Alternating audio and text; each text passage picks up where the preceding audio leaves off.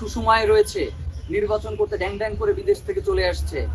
আবার যখন এই বাংলাদেশ কোনোদিন ক্রান্তি লগ্নে পৌঁছে যাবে, তখন এই হারামিগুলো আবার বিদেশে চলে যাবে, আপনি আমি সেই ক্রান্তি লগ্নে আবার আমাদেরকে বুক পেতে দাঁড়াইতে হবে। যার কারণে এই ইলেকশনে কোনো ভুল করা যাবে না। দ্বৈত নাগরিক যারা রয়েছে, যারা আপনাকে কোনো ক্রান্তি লগ্নে বাংলাদেশের সব থেকে ভয়াবহ মুহূর্তগুলোতে যারা আপনাকে রেখে বিদেশে চলে যায় বা বিদেশে চলে যাবে, এই ইলেকশনে আপনারা তাদেরকে ভোট দিবেন না। সবাই দোয়া করবেন আমি যাতে সংসদে গিয়ে স্বরাষ্ট্রমন্ত্রী হতে পারি এবং মাদকের পুরো বাংলাদেশ থেকে মাদক উচ্ছেদ করতে পারি ইনশাআল্লাহ। আর এইসব যারা সন্ত্রাসী আছে তাদের প্রত্যেকটার হাত পা গুঁড়া করে আইনের মধ্যে নিয়ে জেলে আটকায় রাখতে পারি, এই দোয়াটা আপনারা করবেন। খাম্বা আছে কিন্তু তার নাই। বিএনপি সরকার আগে যখন ক্ষমতায় ছিল 2001 থেকে 6 পর্যন্ত, তখন খাম্বা দিয়েছে ঠিকই, কিন্তু খাম্বায় তারও ছিল না, বিদ্যুৎও ছিল না। এই জন্যই তাকে খাম্বা তারেক বলা হয়। আর এটাই তারা করতে পারবে, তারা আসলে প্রতিশ্রুতি যা দেয় এগুলো কিছুই করতে পারবে না, এগুলো সব ভুয়া। কোনো কল আসে, রিং যখন বেজে উঠে, আমার নাতনি উঠে দৌড়াই আসে, বলে দাদু এটা কি আব্বার ফোন? যদি আব্বুর ফোন হয় আমাদেরকে একটু কথা বলতে দাও।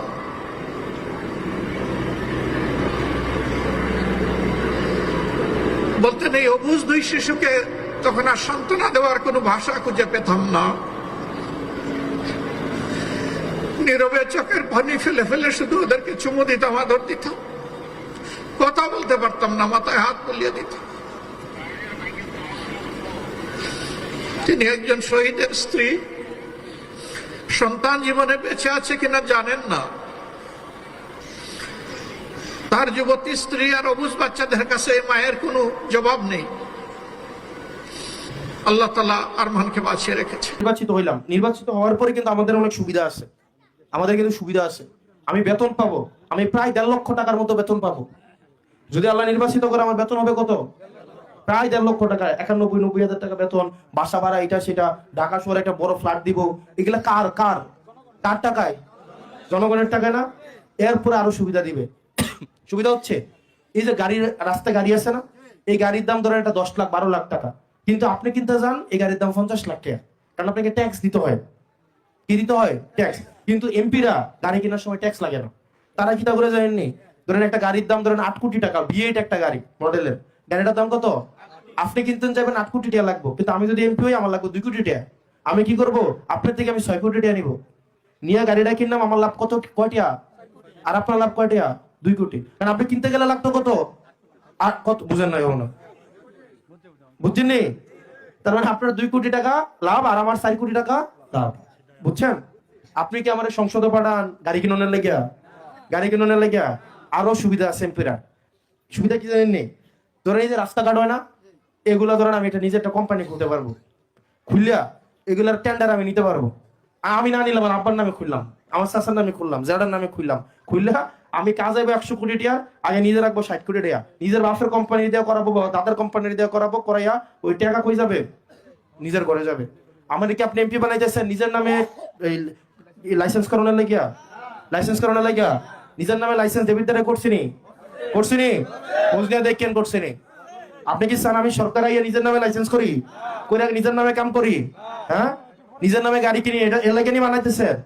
অনেক সুবিধা আছে। ওই যে এমপি, আমি যে একটা এমপি, বিভিন্ন জায়গায় আমার অনেক সুযোগ সুবিধা দিবে, ব্যবসা করার ক্ষেত্রে আমি অনেক সুযোগ সুবিধা পাবো। এখন এই জিনিসগুলাকে আমরা বন্ধ করে দেবো ইনশাআল্লাহ। আমরা এমপি হওয়ার পর আল্লাহ যদি তৌফিক দেয়, কোন এমপি ট্যাক্স ফ্রি গাড়ি কিনবে, এই রিচুয়াল আর বাংলাদেশে থাকবে না। ডাক্তার মাসুদ, হ্যাঁ ডাক্তার শফিরুর রহমান, আমাগো নারী কেন আবার বলেন স্ক্রিপ্ট শিখিয়ে দেওয়া হচ্ছে, এটাই হচ্ছে বাংলাদেশের নোংরা রাজনীতি। আসসালামু আলাইকুম দর্শক, বাংলাদেশের সাম্প্রতিক যে সকল ভাইরাল এবং ট্রেন্ডিং নিউজ সচরাচর আপনারা সোশ্যাল মিডিয়াতে দেখে থাকেন, সেই সকল ভাইরাল এবং ট্রেন্ডিং নিউজের বিশ্লেষণ ভিত্তিক আলোচনা নিয়ে আমি হাজির হয়েছি। বরাবরের মতোই আপনারা এই ভিডিওটি না টেনে দেখতে থাকুন, আশা করি অনেক কিছু জানতে এবং বুঝতে পারবেন। আর আমার এই চ্যানেলে যারা নতুন অবশ্যই সাবস্ক্রাইব করে বেল আইকনটি চেপে দিবেন, আর যারা ইতিমধ্যে সাবস্ক্রাইব করেছেন তাদেরকে অসংখ্য ধন্যবাদ। তো চলুন ধারাবাহিকভাবে ভিডিওটি দেখে আসি। ভোটের আগ মুহূর্তে এসে জামাতকে পরাজিত করে বিএনপিকে জিতিয়ে দিতে বিরাট প্রজেক্ট। জামাত ঘটনা টের পেয়েছে, জামাত নড়ে চড়ে বসেছে। দর্শক, বাংলাদেশের রাজনীতিতে শত আশা আকাঙ্ক্ষার মধ্যেও আমি অশনি সংকেত দেখতে পাচ্ছি। রাজনীতির আকাশে আবারও কালো মেঘ দেখতে পাচ্ছি। সবকিছুর জন্য বিএনপি দায়ী। বিএনপি তাদের যে সেট আপ দেওয়া প্রশাসন, সরকারের মধ্যে থাকা যে তাদের দালাল, তাদের মাধ্যমে কারচুপি করে জামাতকে পরাজিত করে জেতার ষড়যন্ত্র করছে। এটা একে একে স্পষ্ট হচ্ছে। কি করছে জামাত, কি করছে পাল্টা, আমি আসছি সেদিকে। তবে বলে দিই, এত রক্ত, এত শাহাদাত, এত বড় 24-এর বিপ্লব, এরপরে বাংলাদেশে কোনো কারচুপি নির্বাচন হতে পারে, কিন্তু সেই নির্বাচনের মাধ্যমে ক্ষমতা হস্তান্তর সম্ভব নয়। নির্বাচন অসুষ্ঠু হতে পারে, এটা আমি বিশ্বাস করি। বিএনপি ভোট চুরি করতে পারে, জামাতের ভোটারদের ভয়ভীতি দেখিয়ে ভোট কেন্দ্রে যাওয়া থেকে নিবৃত্তও করতে পারে, I do believe it. But এভাবে যে নির্বাচন হবে, সেই নির্বাচনের মাধ্যমে কোনো ক্ষমতা হস্তান্তর হবে না। সেই নির্বাচন বাতিল করতে বাধ্য হবে ইউনূস সরকার, কারণ সরকারটা তো ইউনূস সরকার। প্রশাসন বিএনপির পক্ষে, কিন্তু সরকারটা তো ইউনূস সরকার। এই সরকারের একটা অংশ, ছোট্ট 4-5 জন উপদেষ্টা আছে বিএনপির পক্ষে, কিন্তু পুরো সরকার, ইউনূস তো নিরপেক্ষ, বরং ইউনূসের এনসিপির প্রতি একটা ইমোশন রয়েছে। অতএব এনসিপি যেহেতু জামাতের সাথে আছে, আর ক্ষমতা হস্তান্তরের বিষয়টা তো নির্ভর করে ইউনূসের উপর, অতএব কারচুপি নির্বাচন হলেও তার মাধ্যমে ক্ষমতা হস্তান্তর হবে না। আর নির্বাচন যদি হয়, সেই নির্বাচন যদি বাতিল করতে হয়, ক্ষমতা হস্তান্তর যদি না হয়, তাহলে মূল বিপদটা কিন্তু বিএনপি পড়বে। কারণ যারা কারচুপি করেছে তাদের বিরুদ্ধে অভিযান পরিচালিত হবে, এরপরে স্থানীয় সরকার নির্বাচন শুরু হবে এবং চাঁদাবাজদের বিরুদ্ধে অভিযান শুরু হবে, তখন বিএনপি বেকায়দায় পড়বে। অতএব বিএনপির জন্য ভয়ানক বিপদ অপেক্ষা করছে। অতিরিক্ত গরম খেতে যে মুখ পুড়ে যাবে। হ্যাঁ, এটা যদি এরকম হতো যে নির্বাচনটা বিএনপি সরকারের অধীনে হচ্ছে, যেরকম আওয়ামী লীগ সরকারের অধীনে 2014, 18 এবং 24 সাল নির্বাচন হয়েছে, যদি এরকম হতো, তাহলে বিষয়টা দাঁড়াতো যে নির্বাচন কোন রকম হয়ে গেলে বিকাল 4টা-5টা বাদলে আর কোনো কথা নাই, সরকার হয়ে গেছে। ভোট কারচুপি হোক 5% পড়ুক আর 6% পড়ুক, কোনো ব্যাপার না, নির্বাচন হয়ে গেলেই ঘটনা শেষ। কিন্তু এটা কিভাবে সম্ভব হতো যদি এখন বিএনপি সরকার অধীনে নির্বাচন হতো? কিন্তু এটা কেন সম্ভব না? নির্বাচন হয়ে গেল, কারণ ইউনূস সরকার অধীনে নির্বাচন হচ্ছে। আর এটা একটা বিপ্লব পরবর্তী বাংলাদেশ। আর আগে যেটা কোন রকম নির্বাচন হয়ে গেলেই সব, তখন তো বিরোধী দলীয় লোকজন সবাই জেলে ছিল, আর তখন একটা ফেসিজম ছিল, আন্দোলন করলে গুলি। আর এখন দেখবেন যে দাবানলের মতো বাংলাদেশে আন্দোলন ছড়িয়ে পড়বে, হাজার হাজার লক্ষ জনতা ঢাকার রাজপথে বেরিয়ে পড়বে, পুরো বাংলাদেশ অচল করে দিবে। হাসনাত আব্দুল্লাহ শাহবাগে দাঁড়িয়ে যাবে, যমুনা ঘেরাও করা হবে, প্রয়োজনে ক্যান্টনমেন্টও ঘেরাও করা হবে। অতএব বাংলাদেশে উল্টাপাল্টা কিছু বাস্তবায়ন হবে না। উল্টাপাল্টা কিছু ঘটতে পারে, কিন্তু বাস্তবায়ন হবে না। এটা হচ্ছে আমাদের আশার দিক, কিন্তু চেষ্টা চলছে। প্রশাসন এতদিন কিছুটা নিরপেক্ষ থাকতো, নির্বাচনের আগ মুহূর্তে তারা ঘুরে যাচ্ছে, তারা বিএনপির পক্ষে অবস্থান নিচ্ছে। নির্বাচন কমিশন সুস্পষ্টভাবে দিবালোকে, দিনের আলোর সামনে তারা বিএনপির দালালি করছে। তারা বিএনসিসি ক্যাডেট নির্বাচনে কাজে লাগাবে না বলছে, আবার বডি ক্যামেরা, সিসি ক্যামেরা এগুলোরও বিরোধিতা করেছিল, এবং সরকারের পক্ষ থেকে সরাসরি হেল্প করা হচ্ছে, রাষ্ট্রপতির কার্যালয় থেকে হেল্প করা হচ্ছে জামাতকে বিতর্কিত করতে, জামাত নেতাদের আইডি হ্যাক করতে। এই বিষয়ে কথা বলতে জামাতের একটা প্রতিনিধি দল রাষ্ট্রপতির কার্যালয়ে গিয়েছে। সেখানে যে রাষ্ট্রপতির কার্যালয়কে জামাতের 24 ঘন্টার আলটিমেটাম। এই 24 ঘন্টার আলটিমেটাম কেন দিয়েছে? যে পরিস্থিতি খারাপ, ওদেরকে আলটিমেটাম দিয়ে ঘাট ধরে সোজা না করলে কাজ হবে না। ওরা উল্টাপাল্টা করছে, পরিস্থিতি ঘোলাটে করছে, নির্বাচনের আগ মুহূর্তে পরিস্থিতি ঘুরিয়ে দেওয়ার চেষ্টা করছে, জনবিচ্ছিন্ন বিএনপিকে জেতানোর ষড়যন্ত্র করছে।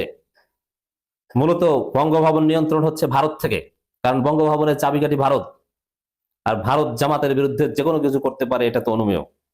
তবে জামাত যদি ভারতের সব ষড়যন্ত্র উপেক্ষা করে ক্ষমতায় আসতে পারে জনগণের ভোটে, তাহলে ভারত বুকে পাথর চাপা দিয়ে মেনে নিতেও বাধ্য হবে, এটাও আমরা জানি। এই ঘটনাটা দেখেন, এই যে জামাত 24 ঘন্টা আলটিমেটাম দিয়েছে, কারণ জামাত বুঝতে পারছে যে অবস্থা খারাপ। জামাতকে মেকানিজম করে প্রশাসনের মাধ্যমে অতি সূক্ষ্মভাবে হারিয়ে দেওয়ার চেষ্টা চলছে, কিন্তু পারবে না। কেন, কি হবে, ওটা তো আমি বললাম, অত টেনশনের কিছু নাই। জামাত ইসলামের আমির ডাক্তার শফিকুর রহমানের এক্স আইডি হ্যাক করে আপত্তিকর পোস্ট দেওয়ার সঙ্গে বঙ্গভবন কর্মকর্তার ইমেইল ব্যবহারের বিষয়ে তথ্য জানাতে 24 ঘন্টা আলটিমেটাম দিয়েছে দলটি। এই সময়ের মধ্যে সন্তোষজনক জবাব না পেলে পরবর্তী নতুন পদক্ষেপ নেওয়ার কথা জানিয়েছে জামাত। এবার জামাত গিয়েছিল, কিন্তু তাদেরকে যথাযথ কোনো উত্তর দেয়নি। ধরা পড়েছে চোর, কিন্তু চোর কথা বলছে না, কারণ এই চোর এমন সিকিউর, ওইখানে যে আপনি চাইলে জবাবদিহি করতে পারবেন না।